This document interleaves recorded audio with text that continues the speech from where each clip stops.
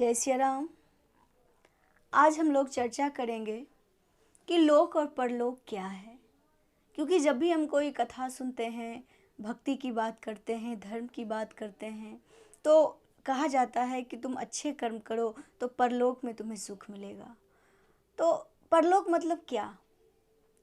तो जैसे हम लोग भारत में रहते हैं तो भारत अपना देश है, और जो दूसरे देश में रहते हैं जैसे अमेरिका, इंग्लैंड और जहाँ जहाँ ऑस्ट्रेलिया, तो लोग कहते हैं परदेश में रहता है, माने दूसरे देश में रहता है।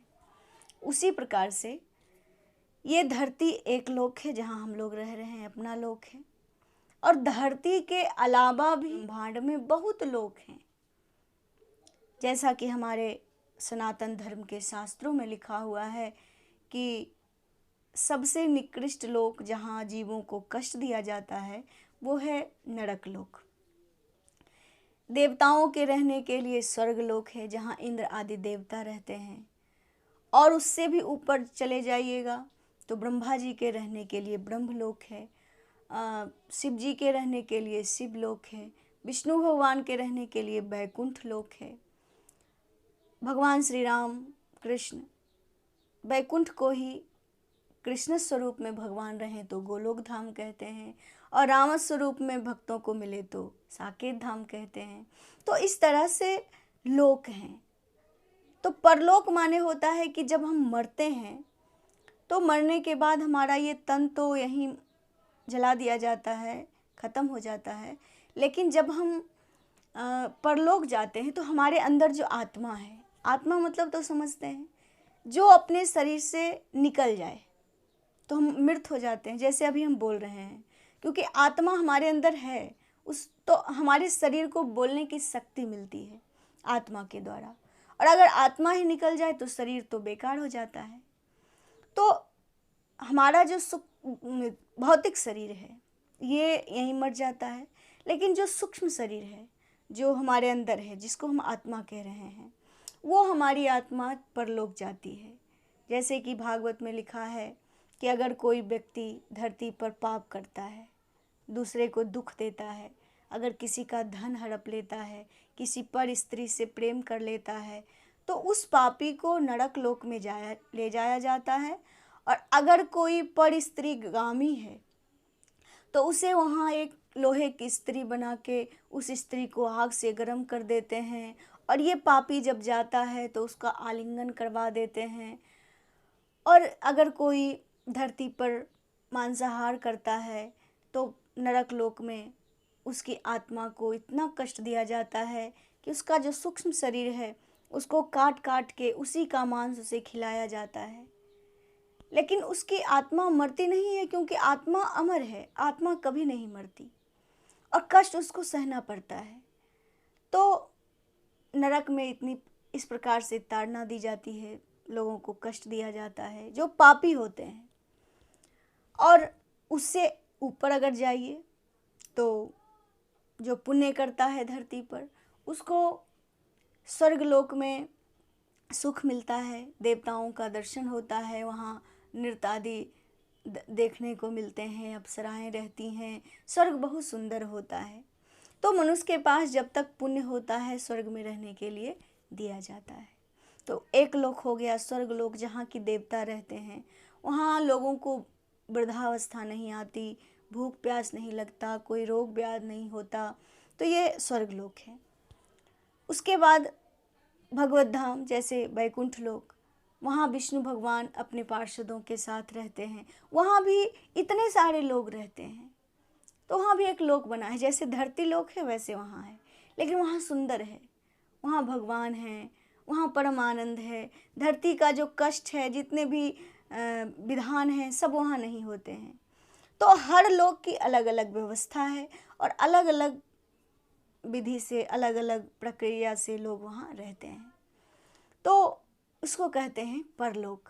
जैसे हम देश में रहते हैं तो कहते हैं हम अपने देश में रह रहे हैं, लेकिन जैसे ही हम दूसरे देश में चले जाते हैं, इंग्लैंड में, अमेरिका में, जापान में, रूस में, फ्रांस में, तो हम कहना शुरू कर देते हैं कि हम विदेश में आ गए, यानी परदेश में आ गए।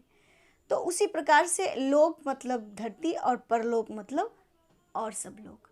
तो जिस प्रकार से जीव भक्ति करता है उसको उस प्रकार से रहने के लिए मिलता है। जैसे कोई ब्रह्मा जी का भक्त है तो वो मरेगा तो उसकी आत्मा ब्रह्मलोक जाएगी और ब्रह्मा जी के सानिध्य में उसको रहना पड़ेगा, उसको सुखी होना पड़ेगा। और जैसे कोई शिव जी का भक्त है तो शंकर भगवान के सानिध्य में, क्योंकि देखिए ईश्वर तो एक है, भगवान एक ही हैं, लेकिन जिस प्रकार से सोना तो एक ही होता है, लेकिन अलग अलग आभूषण अगर बनाए जाएं अलग अलग जगह पहनने के लिए, उसके अलग अलग नाम हो जाते हैं। जैसे कान में पहने तो उसको हम कह देते हैं कि कान का बाली पहने हैं, नाक में पहने तो बेसर पहने हैं, हाथ में पहने तो कंगन पहने हैं। तो सोना तो वही है लेकिन नाम अलग अलग है। उसी प्रकार से भगवान तो एक ही हैं, लेकिन भक्तों के कामना के लिए, सृष्टि को चलाने के लिए, सृष्टि को बढ़ाने के लिए अलग अलग रूप धारण किए। तो उनके अलग अलग रूप के अलग अलग नाम। जैसे शिव जी जो संहार करता है, उनका कार्य संहार करने का है तो वो शिव कहलाते हैं, रुद्र कहलाते हैं। ब्रह्मा जी सृजन करता है, सृष्टि करने वाले हैं, वो ब्रह्मा कहलाते हैं। जो वही भगवान, ब्रह्म वही हैं, वही भगवान जो पालन करते हैं वो विष्णु कहलाते हैं। तो हमारे सनातन धर्म में जितने भी देवी देवता हैं उनके रहने के लिए अलग अलग घर बना है, अलग अलग लोक बना है। और मनुष्य लोक से आदमी जब मर के जाता है तो जिनकी भक्ति करता है उनके लोक में जाता है। और जिसको मुक्ति चाहिए कि हम वहाँ से लौट के कभी ना आए, वो विष्णु लोक बैकुंठ में जाते हैं। तो उसको कहते हैं परलोक। और सुधारने का मतलब कि जैसे कि हम यहाँ जी रहे हैं तो हर आदमी तो सुखी ही नहीं है, और अगर सुखी है, धनी है तो दुख भी उसके अंदर में है। तो सुधारने का मतलब ये होता है कि आप यहाँ क्या कर रहे हैं। आप अगर भजन कर रहे हैं, भक्ति कर रहे हैं, आप अगर दूसरे को सुखी कर रहे हैं, किसी गरीब आदमी को सुख दे रहे हैं, उसको भोजन दे रहे हैं, पानी दे रहे हैं, तो आपके उस शुभ कर्म का फल आपको इस लोक में तो मिलेगा, शुभाशुभ फल। और अगर यहाँ पूरा नहीं मिल पाया तो वही फल बचा रहेगा और परलोक में आपको मिलेगा, ऐसा हमारे शास्त्र कहते हैं। राजा श्वेत की कथा आप लोग सुने होंगे, अभी हमारे YouTube चैनल पर है, सुन लीजिएगा। जो धरती पर बहुत बड़े राजा थे, सब कुछ किए थे, बस अनाज दान नहीं किए थे। सो ब्रह्मलोक में जाने के बाद भी उन्हें अनाज नहीं मिलता था, तो वो धरती पर आते थे, अपने शरीर का मांस खाते थे और चले जाते थे। फिर अगस्त ऋषि की कृपा से उनकी मुक्ति हुई थी इस कार्य से।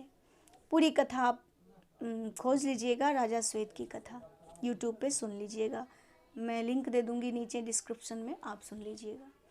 तो उसको कहते हैं परलोक। माने हमारी आत्मा जब मरेगी तो कहाँ जाएगी, परलोक जाएगी। तो वहाँ उसको कष्ट नहीं होना चाहिए, वहाँ उसको सुख मिलना चाहिए।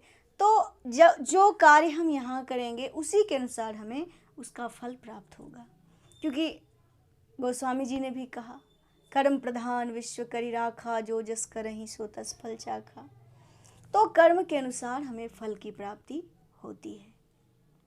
तो इस तरह से लोक परलोक की व्याख्या है। और हरि अनंत, हरि कथा अनंता, शास्त्र तो अनंत हैं। अगर बहुत गहराई से बहुत पढ़ना हो तो श्रीमद् भागवत जी में कहाँ कहाँ कितने लोक हैं, क्या क्या क्षेत्रफल है, कौन कौन से देवता रहते हैं, सबकी व्याख्या है। आप विस्तार से पढ़िएगा।